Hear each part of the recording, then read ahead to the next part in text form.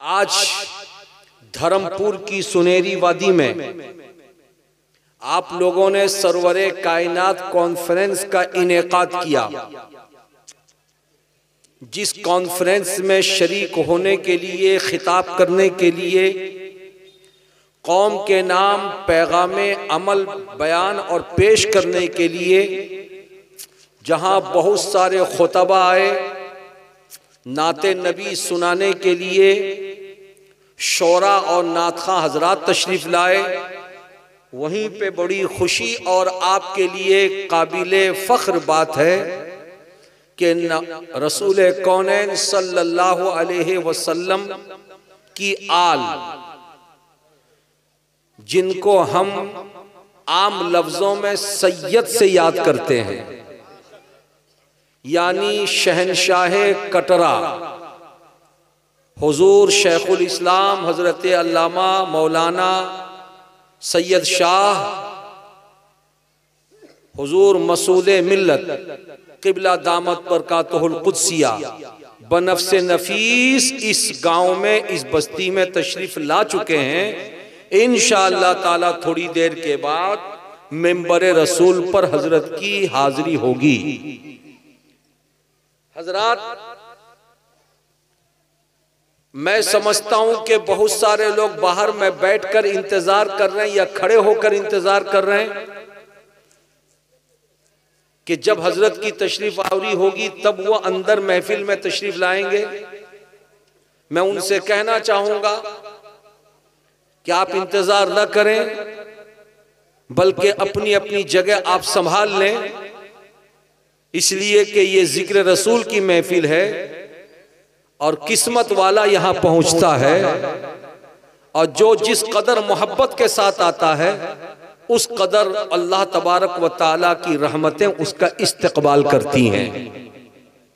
मैं अपनी गुफ्तगू शुरू करूं, लेकिन तकरीर शुरू करने से पहले बेहतर और मुनासिब ये समझता हूं कि आइए हम सब मिलकर अपने और सारे जहान के मरकज़े अकीदत आकाए नामदार मदनी ताजदार सैयदे अबरारो अखियार शहनशाह ज़ीवकार हुजूर ताजदारे मदीना राहते क़ल्बो सीना सरकार अहमदे मुजतबा प्यारे मुस्तफ़ा जनाबे मुहम्मदुर रसूलुल्लाह अरवाहुना फ़िदा सल्लल्लाहु अलैहि वसल्लम की बारगाह में बाआवाज़ बुलंद दुरूद शरीफ का नजराना पेश करें। पढ़ें सब मिलकर के अल्लाहुम्मा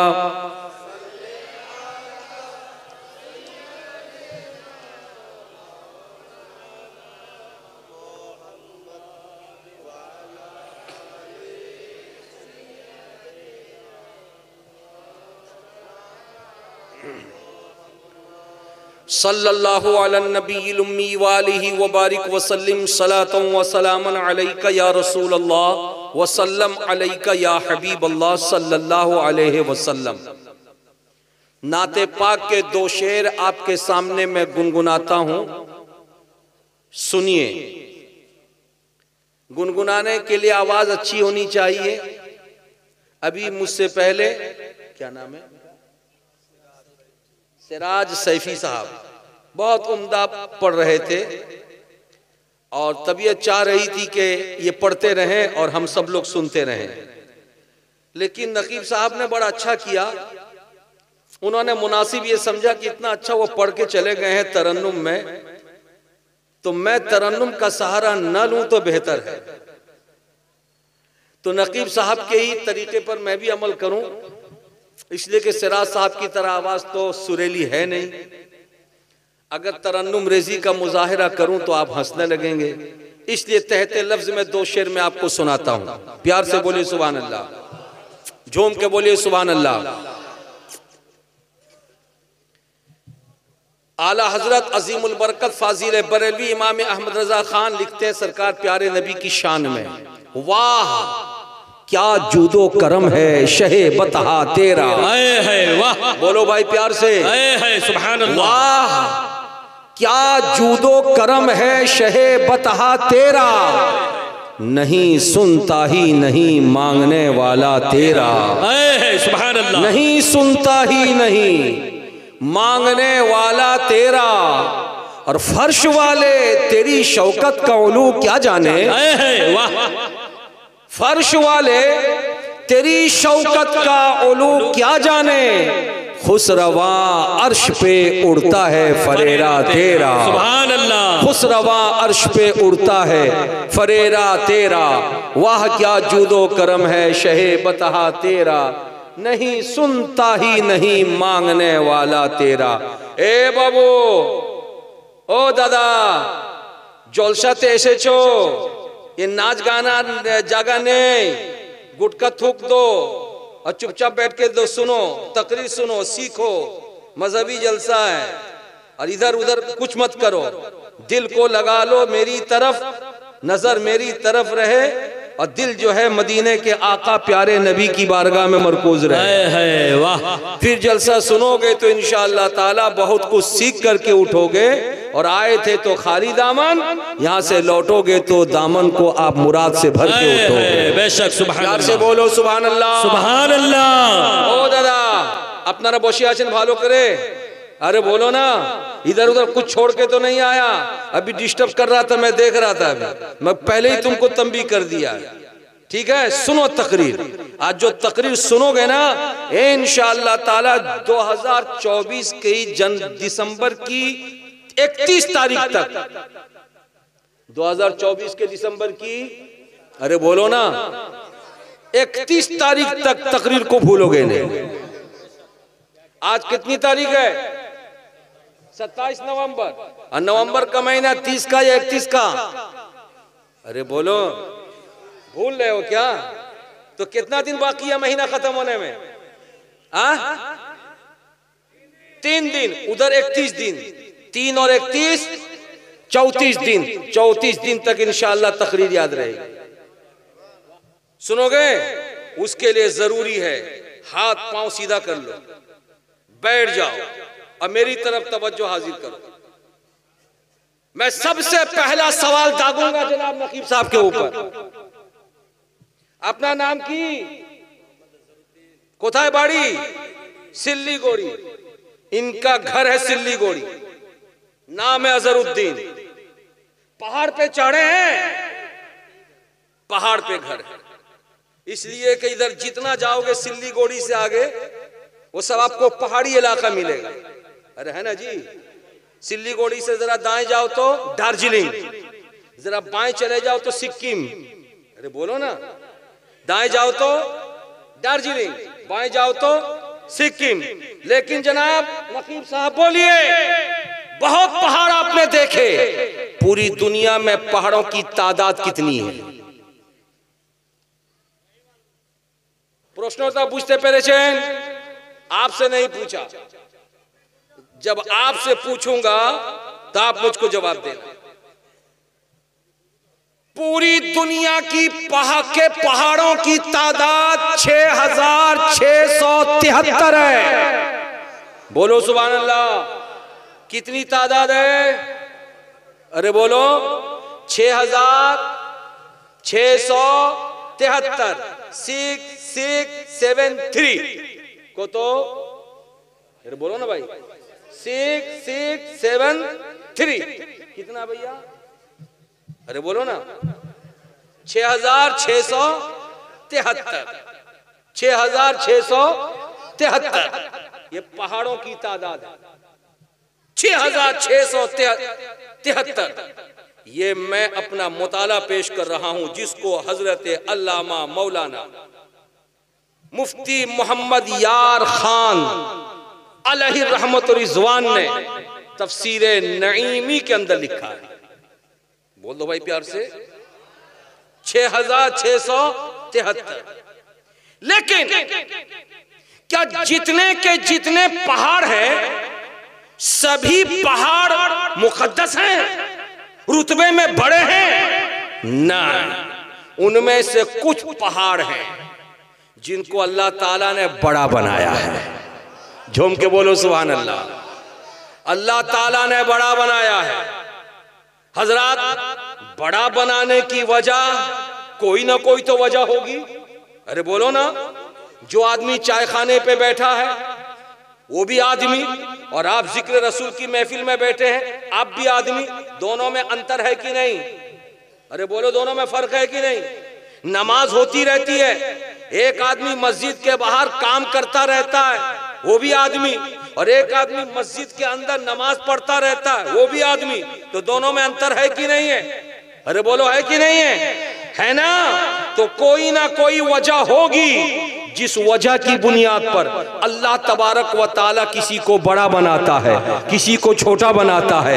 अगर वजह जानना हो तो आओ, 6673 पहाड़ों में अल्लाह तबारक व ताला ने एक पहाड़ बनाया है सरंदीप। उस सरंदीप पहाड़ को अल्लाह ने बहुत बड़ा रुतबा दिया। रुतबे की वजह यह है कि जनाबे आदम अलैहिस्सलातो व तस्लीम उसी पहाड़ पर उतारे गए। झूम के बोलो सुभान अल्लाह, प्यार से बोलो सुभान अल्लाह। उन्हीं पहाड़ों में एक पहाड़ है जूदी। जूदी पहाड़ को अल्लाह ताला ने बहुत बड़ा बनाया है।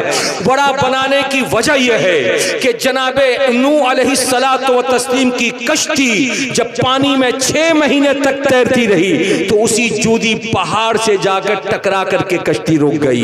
बोल दो सुभान अल्लाह। जहां मैं रुक जाऊं बोल दो सुभान अल्लाह। उन्हीं पहाड़ों में एक पहाड़ है जबल रहमत। ये जबल रहमत मैदान अरफात में है। उस पहाड़ को अल्लाह ने बड़ा बनाया है। बड़ा बनाने की वजह यह है कि जनाबे आदम अलैहिस्सलाम और हजरत हव्वा ये दोनों जब जन्नत से आए थे जमीन पर तो अलग अलग थे, एक दूसरे से मुलाकात नहीं थी। हजरत आदम हजरत हव्वा के लिए तड़प रहे थे, हजरत हव्वा हजरत आदम के लिए तड़प रही थी। मगर यही जबल रहमत है जिस जबल रहमत पे दोनों की एक दूसरे से मुलाकात हो गई है। बोल दो प्यार से सुभान अल्लाह। आप लोग चुपचाप बैठिए, बोलिए प्यार से, झूम के बोलो। हजरत तवज्जो हाजिर हैं। उन्हीं पहाड़ों में एक पहाड़ है सफा। जिस सफा के बारे में आपको मालूम है कि हजरत इस्माइल ज़बीहुल्लाह जब प्यास की शिद्दत में थे तो उनकी अम्मी पानी तलब करने के लिए पहाड़ पर गई थी। इस कोने वाले पहाड़ का नाम सफा है, उस कोने वाले पहाड़ का नाम मरवा है। कभी सफा पर जाती पानी ढूंढती, कभी मरवा पर जाती पानी तलाश करती। तो सफा और मरवा दोनों पहाड़ों को निस्बत हो गई हजरत इस्माइल ज़बीहुल्लाह की अम्मी जान से। प्यार से बोलो सुभान अल्लाह। वो पहाड़ बड़ा हो गया। अब ज़हन करीब करो, उन्हीं पहाड़ों में एक पहाड़ है तूर। जिस तूर पहाड़ को अल्लाह ने बड़ा बनाया है। और बड़ा क्यों बनाया है? वजह उसकी यह है कि जनाबे मूसा कलीमुल्लाह रब की बारगाह में हाजिरी देकर के बातें किया करते थे। रब की तरफ से उनको तौरात जैसी किताब मिली, तो जब उनको बातें करनी होती, किताब लेनी होती, तो तूर पहाड़ पे चले जाते। तूर पहाड़ पे जाते, रब से हम कलाम भी हो जाते और रब से किताब भी ले लेते। जनाबे मूसा से निस्बत हो गई तूर को, तो तूर बड़ा हो गया। उन्हीं पहाड़ों में एक पहाड़ है रकीम। जिस रकीम को असहाबे कहफ से कनेक्शन हो गया तो रकीम भी बड़ा हो गया। उन्हीं पहाड़ों में एक पहाड़ है सबीर। जिस पहाड़ को निस्बत हो गई हजरत इस्माइल ज़बीहुल्लाह की जगह पे जो तुम्बा ज़बा हुआ था, उस तुम्बे से निस्बत हो गई कि जिब्रील उसी पहाड़ पर लेकर के तुम्बे को उतरे थे, इसलिए वो पहाड़ भी रुतबे वाला हो गया। हजरात देखते चले जा रहे, तूर पहाड़ बड़ा है जनाबे मूसा की निस्बत से, सरंदीप बड़ा है हजरत आदम की निस्बत से, जूदी बड़ा है हजरत नूह की निस्बत से, जनाबे सफा और मरवा दोनों बड़े हैं जनाबे इस्माइल ज़बीहुल्लाह और उनकी अम्मी की निस्बत से। जबल रहमत बड़ा है हजरत आदम और हव्वा दोनों की मुलाकात की निस्बत की बुनियाद पर। रकीम बड़ा है असहाबे कहफ की बुनियाद पर। सबीर बड़ा है वो तुम्बा था जो जन्नती तुम्बा उतरा, उस तुम्बे की निस्बत की बुनियाद पर। लेकिन उन्हीं पहाड़ों में एक पहाड़ है जबल उहद जो रसूल के रोजे से 3 किलोमीटर की दूरी पर है।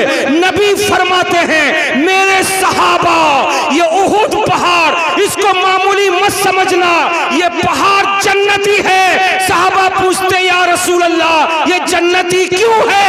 नबी की बारगाह से जवाब मिलता है मेरे सहाबा ये उहुद पहाड़ मुझसे मोहब्बत करता है तो खुदा ने मोहब्बत के सिले में उसको जन्नती बना दिया। सुभान अल्लाह, सुभान अल्लाह, वाह। अल्लाहु अकबर, या रसूल अल्लाह, या हिदरी, नहीं छोड़ेंगे।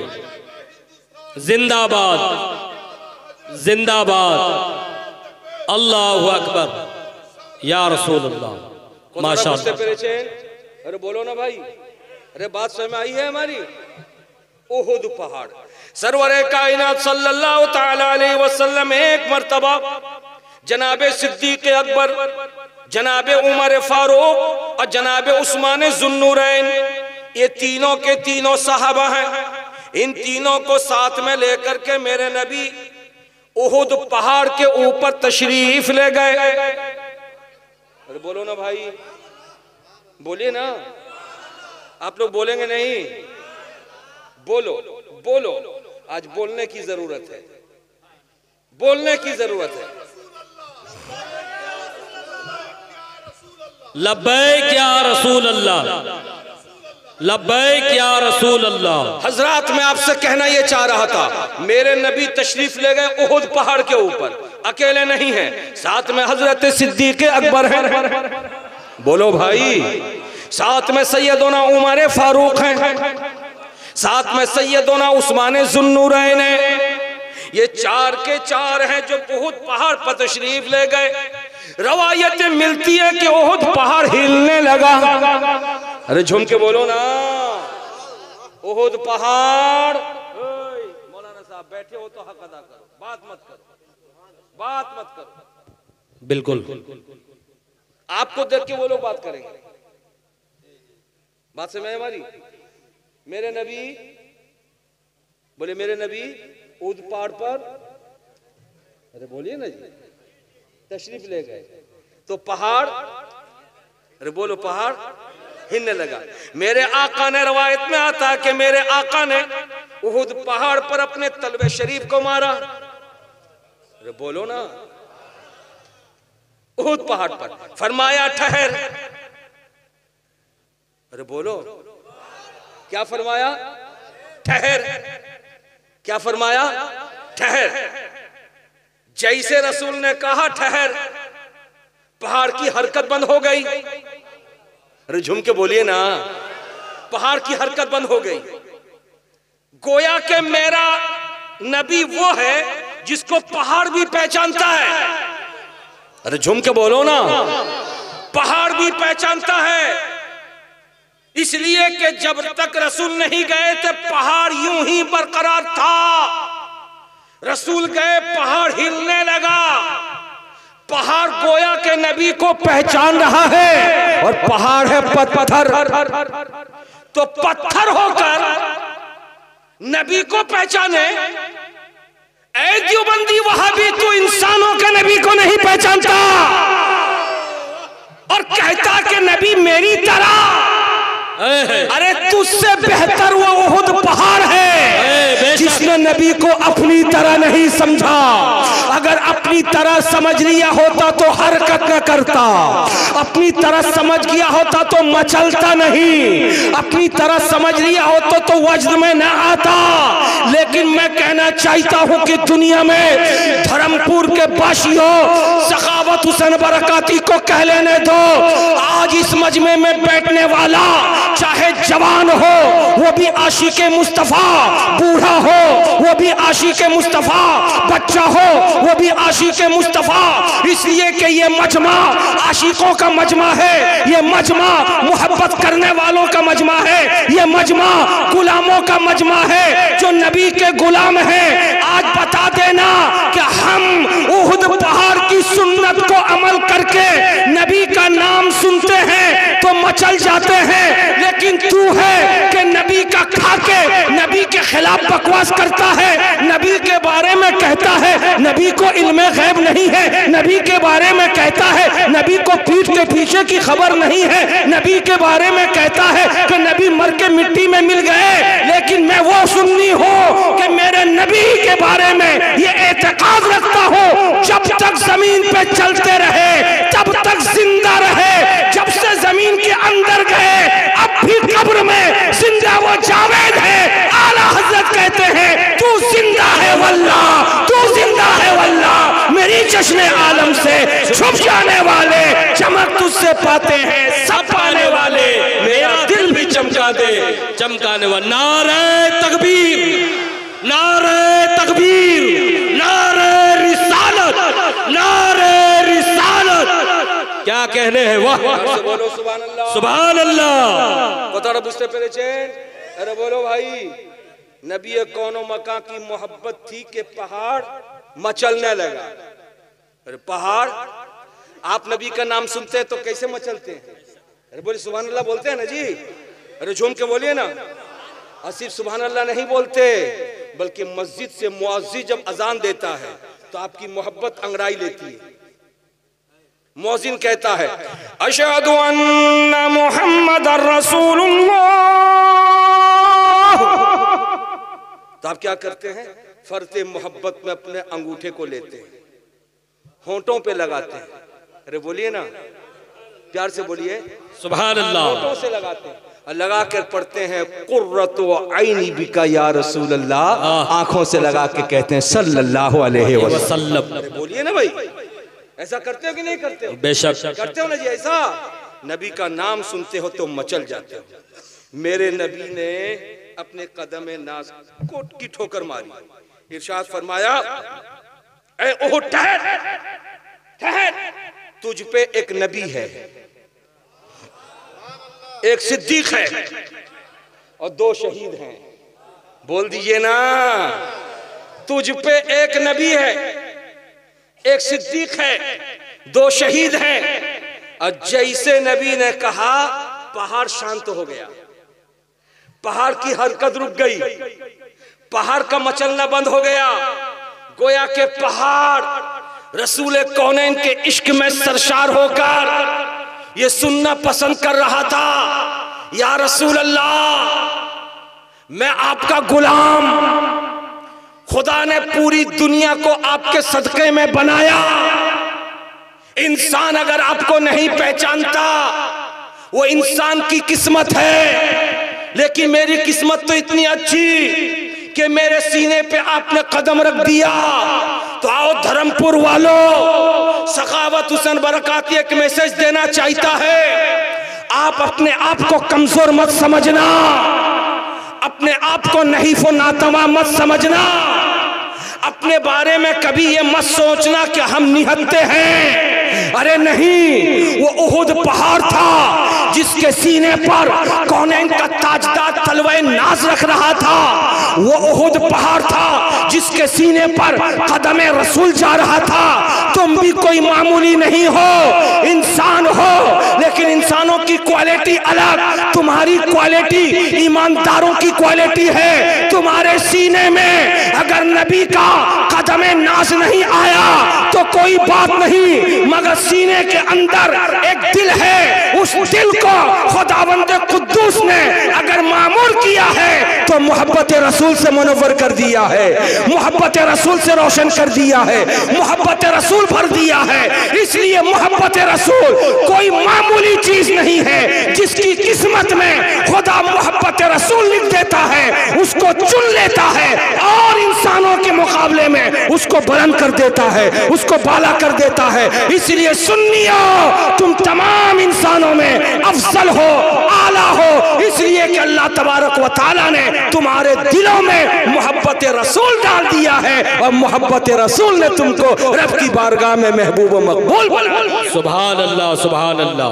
प्यार से बोलिए सुभान अल्लाह, झूम के बोलिए माशाअल्लाह। इतना समझ में आया कि तुम बड़े हो। अरे बोलो ना भाई, क्या समझ में आया है बच्चा? है मोबाइल कंपनी, मोबाइल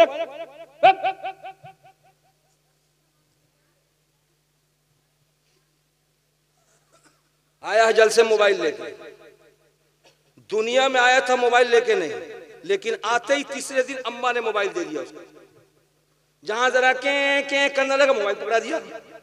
अरे बोलिए, जहां वो दूध पीना बंद कर दे मोबाइल पकड़ा दिया, जहां जरा सा हाथ पैर मार के रोने लगे मोबाइल पकड़ा दिया। अब अम्मा ने जो मोबाइल की आदत डाल दिया है वो आदत इतनी खराब हो गई है, जलसे में आया तकरीर सुनने मोबाइल पे रहा। इस मोबाइल ने तबाह कर दिया हमें और आपको। आबाद करो अपने सीने को रसूल के इश्क से, आबाद करो अपने सीने को मोहब्बत नबी से, आबाद करो अपने सीने को मोहब्बत गौसो ख्वाजा से, आबाद करो अपने समाज को अहले बैत अतहार की मोहब्बत से, आबाद करो अपने समाज को सहाबा की अकीदत से, आबाद करो अपने मुआशरे को नबी की सुन्नत को आम करके। सुभान अल्लाह, सुभान अल्लाह।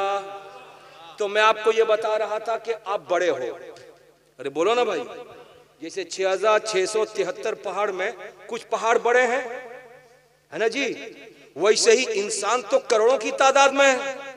उन इंसानों में अल्लाह ताला ने आपको हमको, अरे बोलो ना, आपको हमको बड़ा बनाया है। क्यों बड़ा बनाया है? मोहब्बत नबी की बुनियाद पर। अरे बोलो ना, मोहब्बत नबी की बुनियाद पर बड़ा बनाया ना। अच्छा, अगर बड़ा बनाया है, एक बात सुनो हमारी, एक बात सुनो, बताऊं आपको, जो बड़ा होता उसकी इज्जत की जाती है कि नहीं की जाती है? अरे बोलो, बड़ा दो तरीके का होता है, एक उम्र में बड़ा, एज में, और दूसरा इल्म में बड़ा। हमारा मजहब सिखाता जो एज में बड़ा हो उसकी भी इज्जत करो, और दूसरा वो है जो रुतबे में इल्म में बड़ा हो उसकी भी इज्जत करो। इमाम साहब की उम्र है 32 बरस, नमाजी की उम्र है 72 बरस, लेकिन मुक्तदी के लिए जरूरी है कि 32 बरस के इमाम की इज्जत करे। अरे बोलो ना जी, प्यार से बोलो। मुअज्जिन की उम्र है 27 बरस और नमाजी की उम्र है 52 बरस। तो 52 बरस के नमाजी के लिए जरूरी है कि 27 बरस के मुअज्जिन की इज्जत करे। प्यार से बोलिए, हमारा मज़हब हमको इज्जत सिखाता है। लेकिन मैं आज आपसे कहना चाहता हूं, जब खुदा ने आपको बड़ा किया, बेटे हो के बड़े हो, तो अब्बा को भी खुदा ने बड़ा किया है, भाई को भी खुदा ने बड़ा किया है, माँ को भी खुदा ने बड़ा किया है, बहन को भी खुदा ने बड़ा किया है। जिसके जिसके घर में रसूल का इश्क होगा, मोहब्बत नबी होगी, अकीदत मुस्तफ़ा होगी, खुदा उसके घर के सारे लोगों को बड़ा कर देगा। और जब बड़ा कर देगा तो बड़े की इज्जत जरूरी है, बड़े की ताज़ीम जरूरी है। जो बड़े की ताज़ीम नहीं करता, जो बड़े की इज्जत नहीं करता, समाज में उसका वक़ार नहीं होता। हजरात, ये बात कह करके मैं आपसे कहना ये चाहता हूँ, आज बहुत सारे बूढ़े आदमी जो नमाज फजर पढ़ के, जो मोहल्ले की चाय खाने पर बैठ करके बातें करते हैं, उन्हीं चाय खाने पर बातें करने वाले बूढ़ों में बहुत सारे बूढ़ों के बारे में सुना गया जो अपने बेटों के बारे में औल फौल बकते हैं, अपने बेटों के खिलाफ बोलते हैं।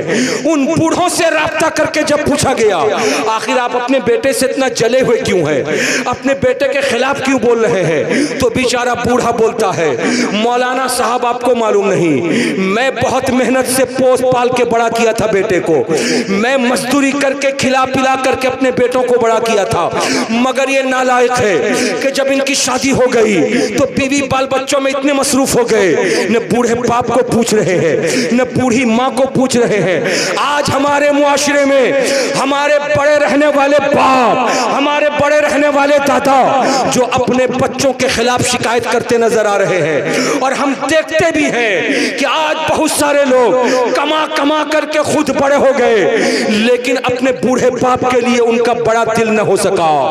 अपने समाज में रह करके उनकी नजर ससुराल पर पड़ती है तो सास उनको बड़ी नजर आती है, लेकिन माँ बड़ी नजर नहीं आती। ससुर उनको बड़ा नजर आता है, लेकिन बाप उनको बड़ा नजर नहीं आता। साला उनको बड़ा नजर आता है, लेकिन भाई उनको बड़ा नजर नहीं आता। साली उनको बड़ी नजर आती है, मगर बहन उनको बड़ी नजर नहीं आती। हजरात, 1.5 सास उनको बड़ी नजर आती है, लेकिन अपनी फूफी उनको बड़ी नजर नहीं आती। आज वजह क्या है? हमारे समाज में ये बुराई कैसे आ गई? आज हम बड़ा तो उनको समझ रहे हैं, लेकिन उनकी इज्जत नहीं कर रहे हैं। आज खुदावंद कुद्दूस ने हमको तरक्की दिया, हमने बिल्डिंग बना लिया, हम नौकर रख के काम करने लगे, अपने 24 घंटे को मसरूफ हमने कर लिया। हफ्ता हफ्ता गुजर जाता है, माँ से बात नहीं हो पाती, हफ्ता हफ्ता हफ्ता गुजर जाता है, बूढ़े बाप से हमारी बात नहीं हो पाती। हजरात, इसका मलाल बेटे को नहीं है कि बाप से बात नहीं हुई है, माँ से बात नहीं हुई है। आज धर्मपुर की सुनहरी वादी में मैं आपको बताना ये चाहूंगा, मोहब्बत रसूल ने अगर आपको बड़ा किया है तो रुतबे में जो बड़े हैं उनकी इज्जत करनी होगी, उनकी ताज़ीम करनी होगी, उनका लिहाज करना होगा। और आइए लिहाज करने के पीछे मैं आपको बताता हुआ गुजरू। हजरात, किसी को अगर आप खाना दे, ये खाना देना हुआ, किसी को पानी दे, ये पानी देना हुआ, लेकिन सारा मामला खाने पीने से हल नहीं होता। अपना कीमती वक्त देकर किसी के पास बैठ जाए, उसके साथ दुख सुख कर ले, ये बहुत बड़ी कुर्बानी है। ऐ नौजवान लड़कों, अगर स्कूल और कॉलेज में पढ़ते हो तो तुम भी सुनो, अगर काम काज करते हो तो तुम भी सुनो। अपना कीमती वक्त जहां बीवी के लिए, बच्चे के लिए तुमने निकाला है, वहीं पे अपने बूढ़े बाप के लिए भी आधे घंटे का टाइम निकालो, अपनी बूढ़ी माँ के लिए टाइम निकालो, उनके सामने बैठ करके जरा हंस खेल लो। इसलिए कि ये वो बूढ़े माँ बाप है, जब हम छोटे थे तो उनका दिल बहलता था हमारे सामने, हमको गोद में माँ लेती थी तो उसका दिल बहलता था। हमारे बाप अपने गोद में लेके बाजार निकलते थे तो उनका टाइम गुजरता था। आज वो बूढ़े हो गए, हम जवान हो गए, उनको टाइम देना हमने बंद कर दिया। मेरी नजर गुजरी है एक ऐसी रिपोर्ट से, जिस रिपोर्ट को आप सुनोगे तो दंग रह जाओगे, हैरान रह जाओगे। अल्लाह अल्लाह, पाकिस्तान की धरती है, पाकिस्तान की धरती पर एक बूढ़ा आदमी अदालत में एक शिकायत पेश करके केस दर्ज करता है, और वो केस किसी और के नाम नहीं, अपने जवान बेटे के नाम। और केस में ये लिखता है कि मेरा बेटा जवान हो गया, कमाता है, मैं बूढ़ा हो गया हूं, लेकिन मेरा बेटा मुझे खर्चा नहीं देता। ये केस उसने दायर किया था, ये मुकदमा दायर किया था। जज ने बैठ करके जब फैसला सुनाना चाहा तो फैसला सुनाने से पहले उसने लड़के से पूछा कि तुम अपने बाप को खर्चा क्यों नहीं देते हो? तो लड़के ने जवाब दिया था, जनाबे जज साहब, मेरे बाप को मेरे पैसे की जरूरत नहीं, इसलिए कि मेरे बाप के पास पेंशन का पैसा आता है, हर महीने 40,000, उसको पैसे की जरूरत क्या है? बाजार में मेरे 18 दुकान है, उन दुकानों का किराया आता है, बाप के पास उसको पैसे की जरूरत क्या है? 4 बीघा जमीन है, उस जमीन की फसल आती है, बाप के पास उसको पैसे की जरूरत क्या है?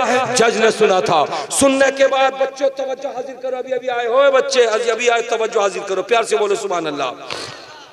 हजरात, जज ने पूछा था उस लड़के बाप से, क्या सही है कि 40,000 तुम पेंशन उठाते हो? कहा बिल्कुल सही है। क्या 18 दुकान का किराया लेते हो? कहा बिल्कुल सही है। क्या 4 बीघा जमीन की फसल तुम्हारे पास आती है? कहा बिल्कुल सही है। तो जज ने कहा था, जब इतने पैसे तुम्हारे पास आते हैं तो तुमको बेटे के पैसे की जरूरत क्या है? तो पलट करके बूढ़े माँ बाप ने जो जवाब दिया था उस जवाब को सुनो। कहा था, जज साहेब, मुझको अपने बेटे से पैसा चाहिए, कोई 1000 रुपया नहीं, कोई लाख रुपया नहीं, बल्कि महीना में मुझको 1 रुपया चाहिए। जज परेशान था और कह रहा था, बूढ़े, इस बेटे के 1 रुपए में क्या रखा हुआ है जो तुम बेटे से लेना चाहते हो? कहा हाँ हाँ सुनो, बेटे का 1 रुपया चाहिए, और वो 1 रुपया किसी और के हाथ से न भेजे, न अपनी बीवी के हाथ से भेजे, न अपने बेटे के हाथ से भेजे, न दुकान के नौकर के हाथ से भेजे, बल्कि अपने हाथ से मुझको चल करके आए और दे दे मेरे हाथ में। इतना सुनना था, जज अपनी कुर्सी से खड़ा हो गया और खड़े होकर के कहता है, आखिर इसमें राज क्या है, जरा बोल। तो बूढ़े बाप ने जो आप बीती सुनाया था, जवानों तुम सुन लो, और तुम्हारे माँ बाप अगर जिंदा है उनका तसव्वुर ज़हन फिक्र पे लाओ, उनको कितनी तकलीफ होती होगी। हजरात, बूढ़े बाप ने कहा था, मेरा इकलौता बेटा है, मैंने बाजार में बहुत बड़ा गोडाउन खोल करके बेटे के हवाले कर दिया। बेटा 18 मुलाजिम लेकर के, नौकर को लेकर कारोबार करता है, सुबह सो के उठता है, गोडाउन चला जाता है, दोपहर में खाना खाना आता है, फिर गोडाउन चला जाता है, रात में जब मैं सो जाता हूं बिस्तर पे तब वो आता अपने बच्चों के साथ। इस तरीके से रोजाना मेरा बेटा आता है, अपने बीवी बाल बच्चों से मिलता है, खाता है, चला जाता है। मुझसे 15-15 दिन हो जाते हैं, मुलाकात नहीं होती। मुझसे 10 दिन गुजर जाते हैं, मुलाकात नहीं होती।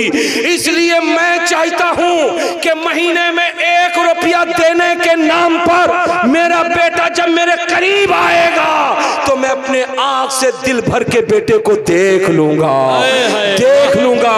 जरा सा नौजवानों सोचो, आज अपने बूढ़े माँ बाप को हम भूल गए, उनकी दुआएं लेके तरक्की किया, उन्हीं को भूल गए, उनकी दुआओं के सहारे इज्जत मिली, उन्हीं को भूल गए।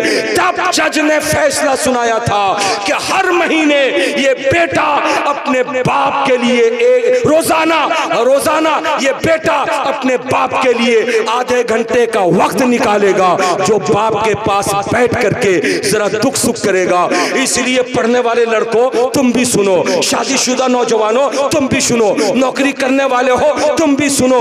तुम्हारे लाख दोस्त हो जो चौराहे पर बैठकर उनसे हंसी मजाक कर लेते हो, ये अपनी जगह है। तुम्हारी बीवी हो उसके पास टाइम गुजारते हो, ये भी अपनी जगह सही है। तुम्हारे बच्चे हो उनको लेके खेलते हो, ये भी सही है। लेकिन घर में अगर बूढ़े माँ बाप हैं तो अपना कीमती वक्त का लम्हा बाप के कमरे में भी जाके बाप के पलंग के ऊपर बैठो और बैठ करके बाप के सर को पकड़ो, बाप के पाँव को पकड़ो, मालिश करते हुए 10 मिनट उनसे बातें कर लो। माँ हो तो माँ के पास जा करके बैठो, इसलिए कि तुम्हें मालूम नहीं माँ किसको कहते हैं, तुम्हें मालूम नहीं बाप किसको कहते हैं। अगर सुनना हो तो आओ ज़हन करीब करो, प्यार से बोल दो सुभान अल्लाह, झूम के बोल दो माशा अल्लाह। अल्लाह अल्लाह प्यारे नबी सल्लल्लाहु ताला अलैहि वसल्लम एक मर्तबा सहाबा इकराम के बीच तशरीफ रखते थे। अचानक प्यारे नबी सल्लल्लाहु अलैहि वसल्लम उठ गए और उठ करके एक समत की तरफ जाने लगे। सहाबा इकराम ने देखा जिस समत नबी जा रहे हैं उस समत पे एक चादर ओढ़ी हुई औरत आकर के खड़ी है।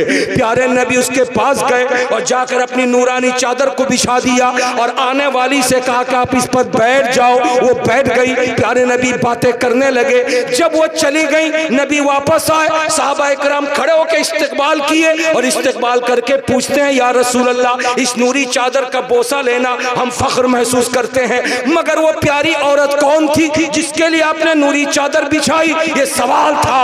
रसूल ने इस सवाल का जो जवाब दिया था, धर्मपुर वालों यहाँ से जाना तो एक फलसफा लेकर के जाना, मोहब्बत का पैगाम लेकर के जाना। मेरे प्यारे नबी पैदा होने के 6 साल की उम्र में थे कि अम्मा आमिना का इंतकाल हो गया था, लेकिन मेरे नबी को बचपने के आलम में जिस खातून ने दूध पिलाया था उसी खातून का नाम हलीमा था। ये आने वाली कोई और नहीं थी, दूध पिलाने वाली माँ हलीमा सादिया थी। सुभान अल्लाह सुभान अल्लाह। हजरात बहुत खूब। जिस रसूल ने दूध पिलाने वाले की इतनी इज्जत किया, पैदा करने वाली माँ की इज्जत कितनी करते होंगे? अरे बोलो ना जी। हजरात मेरे नबी सल्लल्लाहु अलैहि वसल्लम ने इसीलिए फरमाया अल जन्नतो तहता अक़दामिल उम्महात, जन्नत माओं के कदम के नीचे है। लेकिन ये मत समझना कि तुम्हारी मोहब्बत का हकदार सिर्फ माँ है, नहीं नहीं।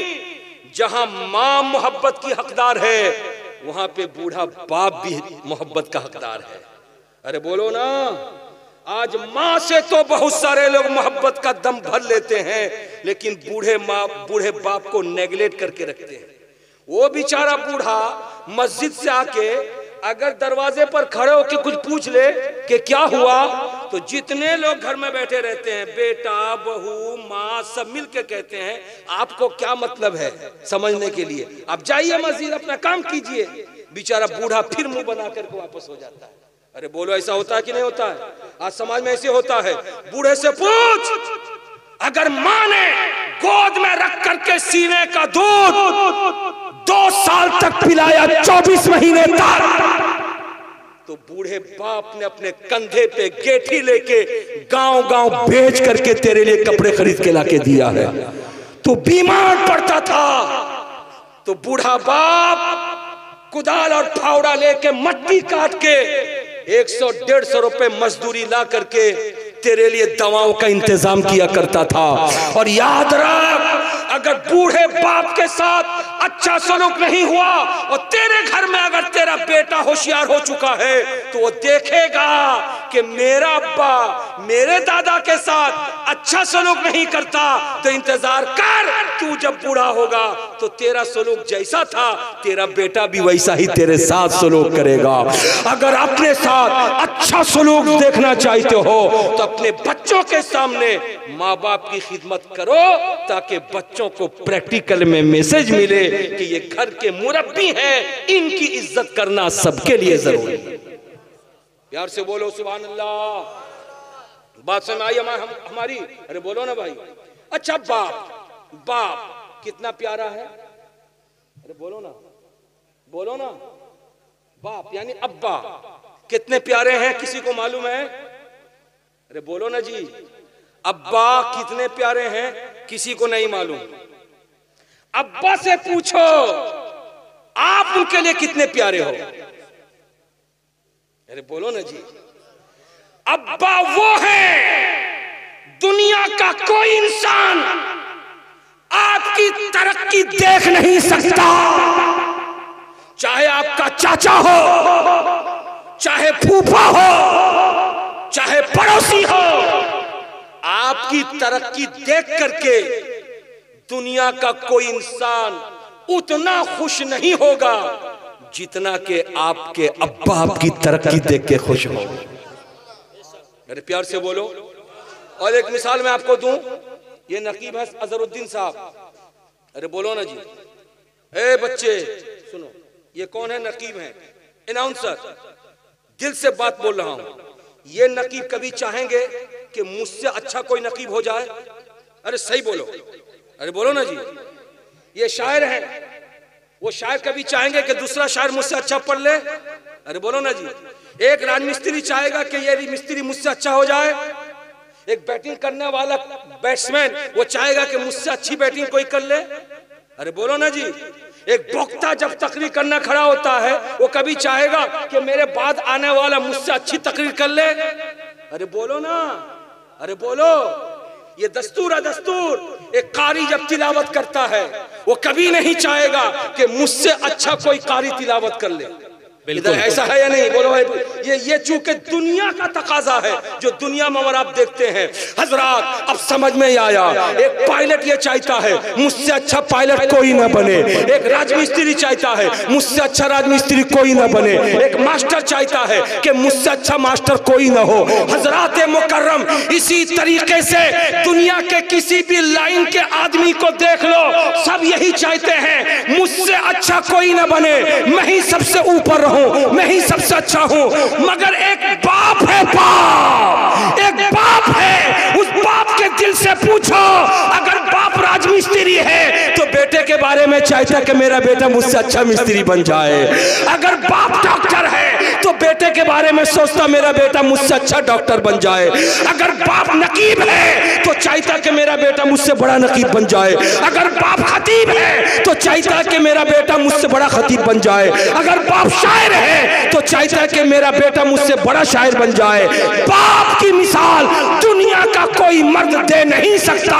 इसलिए धर्मपुर वालों, अगर मोहब्बत रसूल दिल में है तो मुस्तफा जाने रहमत प्यारे नबी सल्लल्लाहु अलैहि वसल्लम की अकीदत ने जब तुम्हें बड़ा बनाया है तो बड़ा होने का तकाजा ये है कि इस्लामी कानून को फॉलो करो। माँ जिंदा हो माँ की भी इज्जत करो, बाप जिंदा हो तो बाप की भी ताज़ीम। सुभान अल्लाह, सुभान अल्लाह। बहुत खूब। यार से बोलो सुभान अल्लाह, सुभान अल्लाह। झूम के बोलो सुभान अल्लाह। मुकर्रम, एक बात और इस सिलसिले में मैं आपको बता दूं, उसके बाद फिर मैं अपना रूल जरा से चेंज करूं। सुनेंगे आप? अरे बोलो ना जी, प्यार से बोलो, हाथ उठा के बोलो सुभान अल्लाह। हजरात, ये छोटा बच्चा इधर आ, इधर आ। ये छोटा बच्चा है, छोटा बच्चा।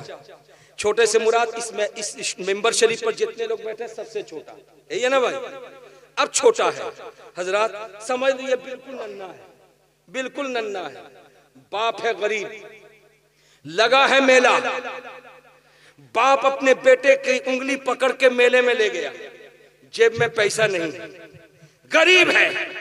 बेटा साथ में गया, गुलगुल्ला की दुकान से गुजरा। बेटे ने कहा बाबा गुलगुल्ला। बाप ने जेब में हाथ डाला, सोचा कि गुलगुल्ला दे देता मगर पैसे नहीं, क्या करूं, आगे बढ़ा दिया। अच्छा बेटा गुलगुल्ला अच्छा नहीं, आगे चल। और जरा सा आगे बढ़ा तो वहां पे देखा इमरती। बेटे ने कहा बाबा इमरती। बाप ने जेब में हाथ डाला, देखा पैसा नहीं, गुरबती का मारा, आगे बढ़ गया। और जरा सा आगे बढ़ा और जैसा आगे बढ़ना था तो वहां पे देखा सेब और अनार। बच्चे ने कहा बाबा सेब अनार। बाप रोने लगा। ऐसे आलम में अगर पैसे होते तो खरीद के दे देता। अरे बोलो भाई, खरीद के दे देता ना। मजबूर था, गरीब था, खरीद के दे नहीं सका। लेकिन जरा सा और आगे बढ़ा, सोचा कि घुमा फिरा के लेके चलाऊंगा। जैसे आगे बढ़ा तो देखा कि सामने में झूलना है। झूलना क्या कहते हैं उसको? अरे बोलो क्या कहते हैं? करकिन। अरे झूला जाता जिससे, क्या कहते हैं? करकिन तोला। हजरत झूलना था। जैसे देखा झूलना, वो फ्री में झुलाता है पैसा लेके। अरे बोलो, पैसा लेके। झूलना देखा, बच्चा तड़प गया और तड़प के हाथ जड़ा, बाबा बाबा बाबा झूलना है, बाबा झूलना है। बोलता गया, बोलते बोलते बच्चा आगे बढ़ गया। बच्चा जैसे आगे बढ़ा, बाप तलाश करने लगा बच्चा कहाँ। बैठ जा। बाप तलाश करने लगा बच्चा कहाँ, बच्चा कहाँ। तलाश करते कद इधर भागा, उधर भागा।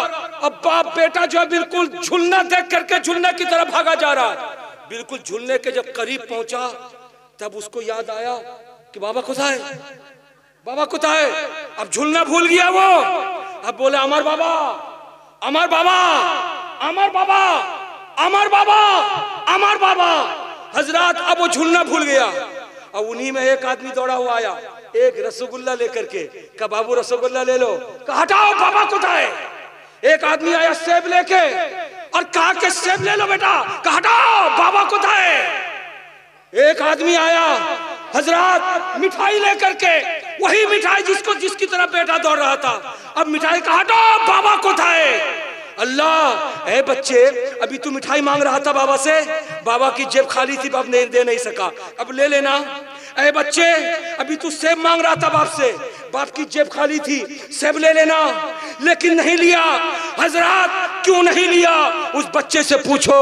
बच्चा बचपने के आलम में कहेगा मौलाना सखावत हुसैन बरकाती, सेब हटाओ, अमीरती हटाओ, रसगुल्ला हटाओ, चीना बादाम हटाओ।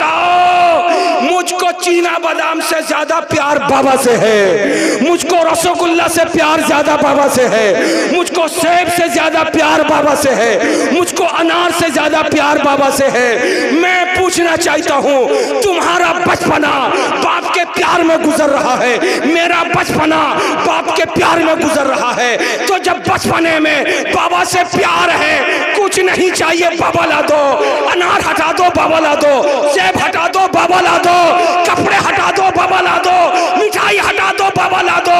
ए जवानों, जब बचपने में बाप से बड़ा कोई नहीं तो शादी के बाद फिर उस बाप को क्यों भूल जाते हो? फिर बीवी लाने के बाद उस बाप को क्यों भूल जाते हो? फिर औलाद हो जाने के बाद उस बाप को क्यों भूल जाते हो? फिर घर गृहस्थी करने के बाद उस बाप को क्यों भूल जाते हो?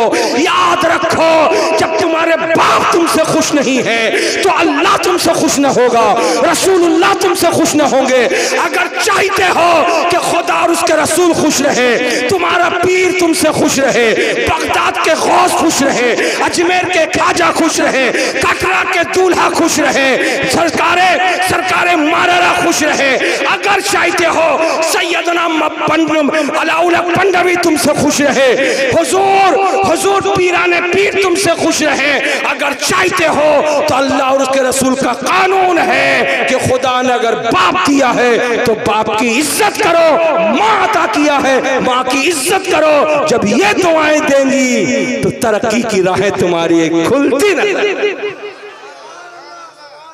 हजरात मुकर्रम, मैं आपको बताना ये चाह रहा था कि आज हमारे मुआशरे में आज ये कमी है। बोलो, इस कमी को दूर करना चाहिए कि नहीं करना चाहिए? अरे बोलो भाई, इस कमी को दूर करना चाहिए।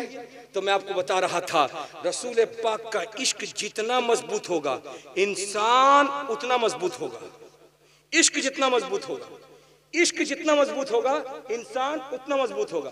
लेकिन हम उल्टा देखते हैं, रसूल का इश्क जितना मजबूत हो रहा, सुन्नी नौजवान उतना आपे ज़बार हो रहा, नारा लगाएगा लब्बैक या रसूल अल्लाह, नारा लगाएगा जश्न ईद मिलादुन नबी, नारा लगाएगा गौस का दामन नहीं छोड़ेंगे, नारा लगाएगा मेरा नबी जिंदाबाद, नबी से मोहब्बत का दम भरेगा। लेकिन बेनमाजी नारे वाले के घर में, गैर शरीक काम नारे वाले के घर में, बहन का हिस्सा हड़प करके खा जाना नारे वाले के घर में, मां को हक नहीं देना नारे वाले के घर में, बाप की इज्जत नहीं करना नारे वाले के घर में, शादी के मौके से बेटा अगर कमाने लगा है तो डिमांड का मुतालबा करना नारे वाले के घर में। बोलो आज हमारे है या नहीं ऐसा?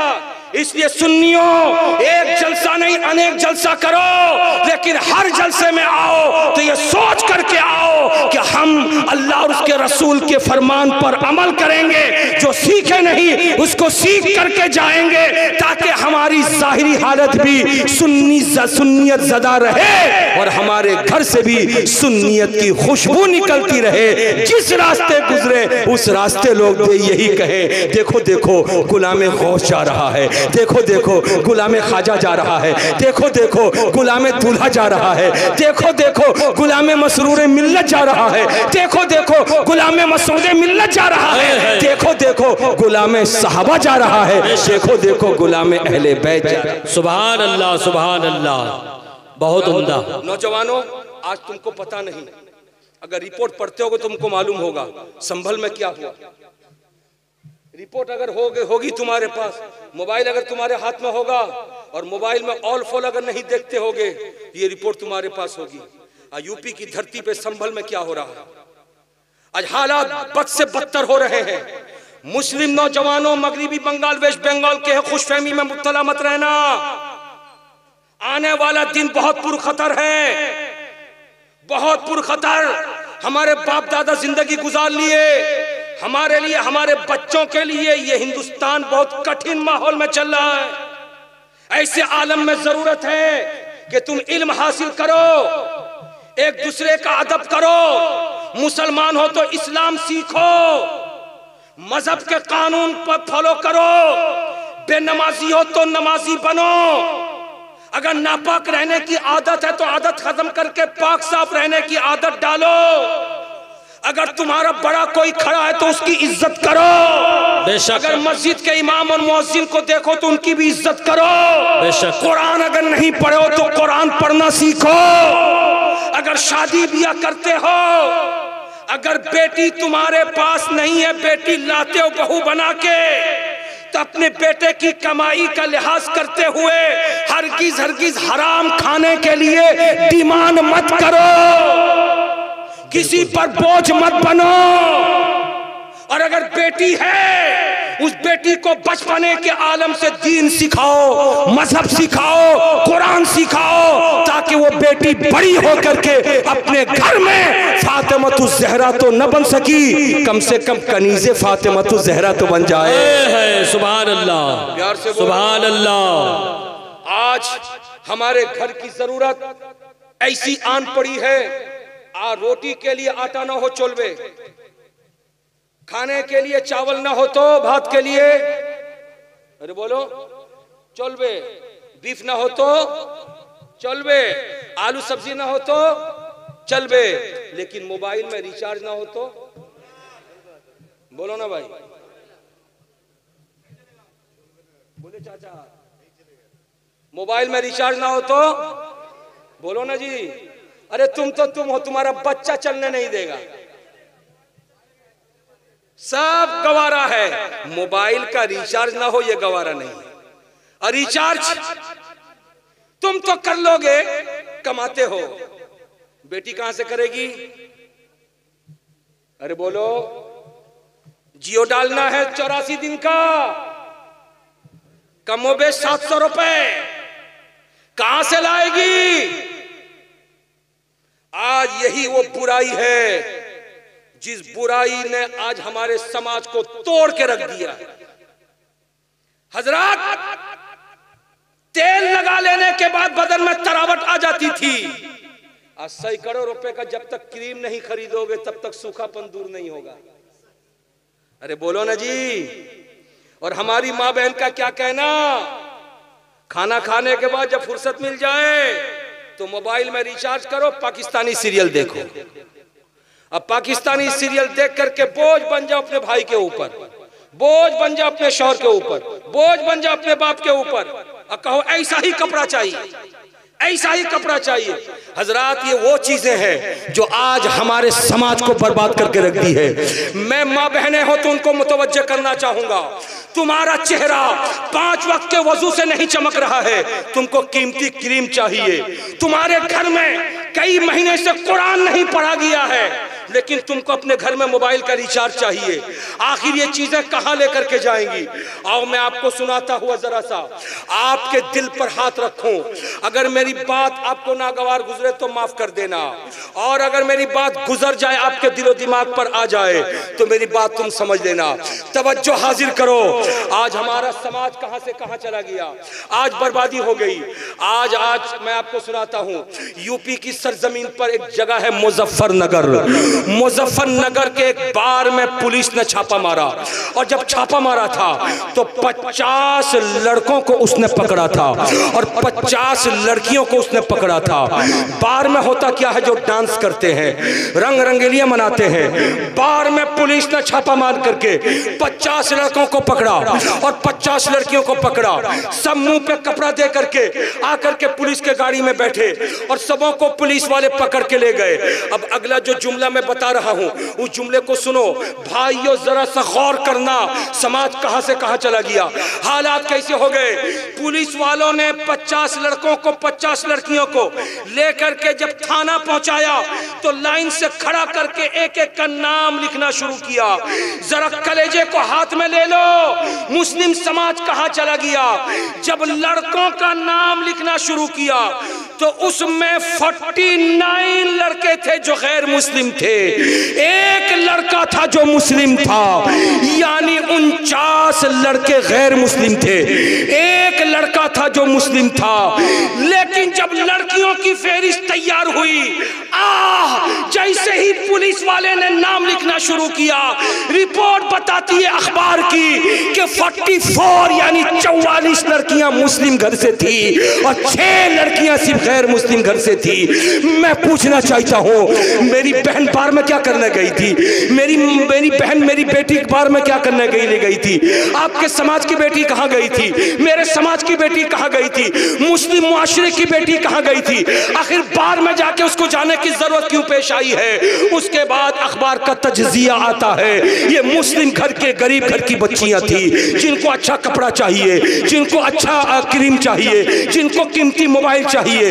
बाप गरीब है, भाई गरीब है, दे नहीं सकता, तो लड़कियां नाच करके पैसे ला रही हैं जो मोबाइल में रिचार्ज करवा रही हैं, ये लड़कियां नाच करके पैसे ला रही हैं जो कीमती कपड़े पहन रही हैं। मैं पूछना चाहता हूं, आखिर हमारे घर से ये बहू बेटियां निकल कैसे रही हैं? वजह उसकी है, हमारे घर में मुसलमान का घर तो है लेकिन इस्लामी तहजीब नहीं है, मुसलमान का घर तो है मगर इस्लामी तहजीब नहीं है।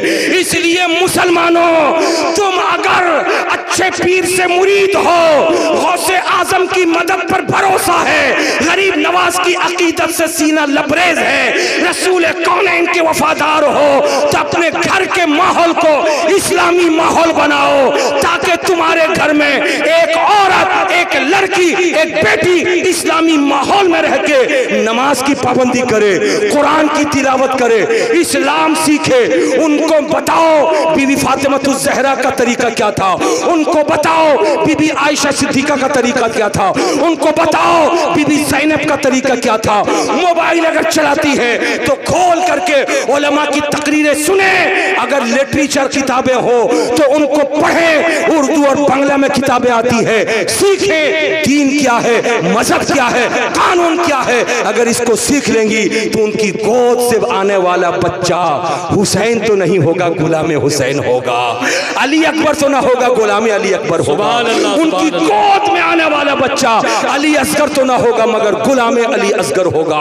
जरूरत इस बात की है, धर्मपुर आने वालों, तुम और हम सिर्फ नाम के मुसलमान न रहे, इस्लामी तहजीब को अपना ले, इस्लामी कैरेक्टर को अपना ले, नबी कौनो मकान से मोहब्बत करे। और मोहब्बत का तकाजा यह है कि नबी के इरशादात को अपने घर में फैला दें ताकि हमारे घर का तौर तरीका इस्लामी तौर तरीका। माशाअल्लाह, सुभान अल्लाह। अब आइए आखिरी बात करके मैं अपनी तकरीर खत्म करना चाहता हूँ।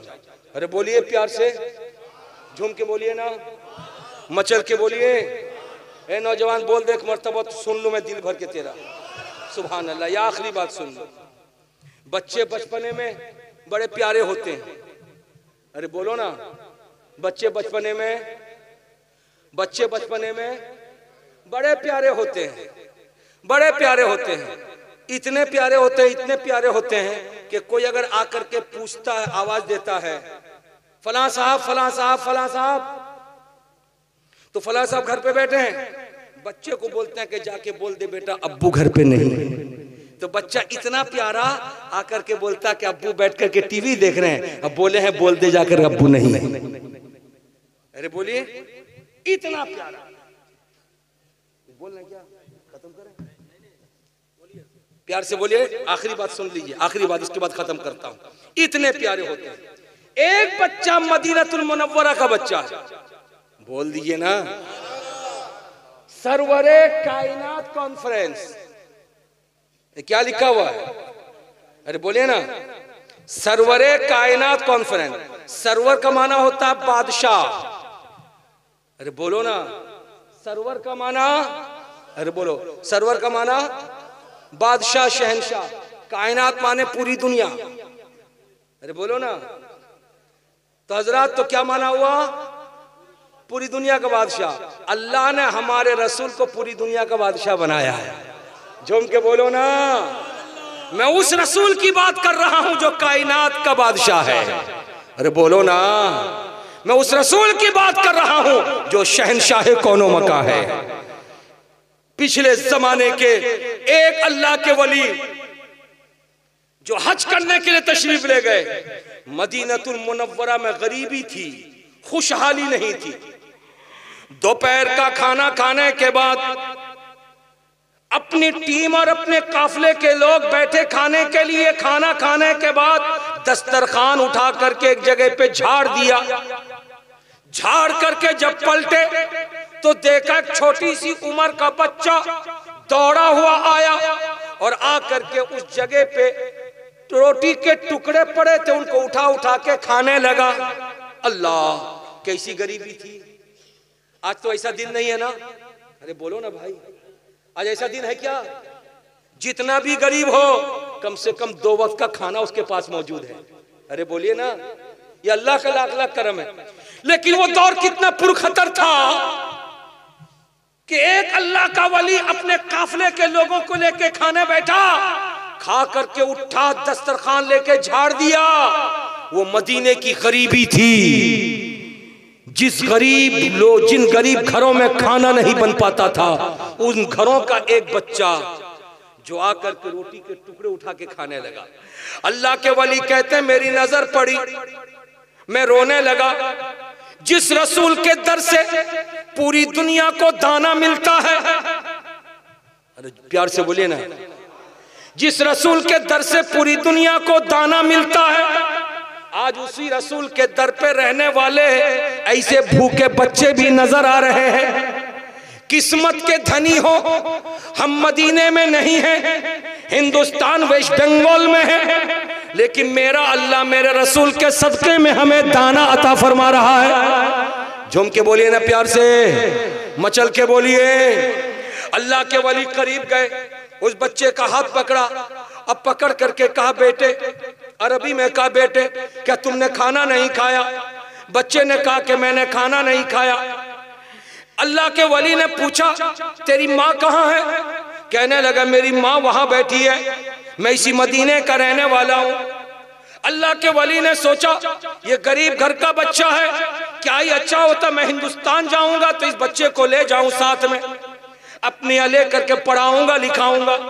चुनांचे बच्चे से कहा बाबू क्या मेरे मुल्क चलोगे? मैं तुमको इससे अच्छा अच्छा खाना भी दूंगा, मैं तुमको पढ़ाऊंगा लिखाऊंगा, तुमको कपड़े भी दूंगा, और जब तुम बड़े हो जाओगे तो मैं अपने साथ में तुम्हें लेकर के मदीने पाक आऊंगा, तुमको छोड़ के चला जाऊंगा। प्यार से बोलिए। बच्चे ने कहा ठहरो, मैं अपनी माँ से पूछता हूँ। माँ से पूछने के लिए गया, चूंकि उसके और भी 3-4 भाई बहन थे। माँ ने सोचा ऐसे ही मेरे पास गरीबी है, अगर ये बच्चा कोई लेकर के खिला पिला के बड़ा करके पढ़ा लिखाने के लिए तैयार है तो क्या ये अच्छा हो तो मैं इजाजत दे दूं? माँ ने इजाजत दे दी।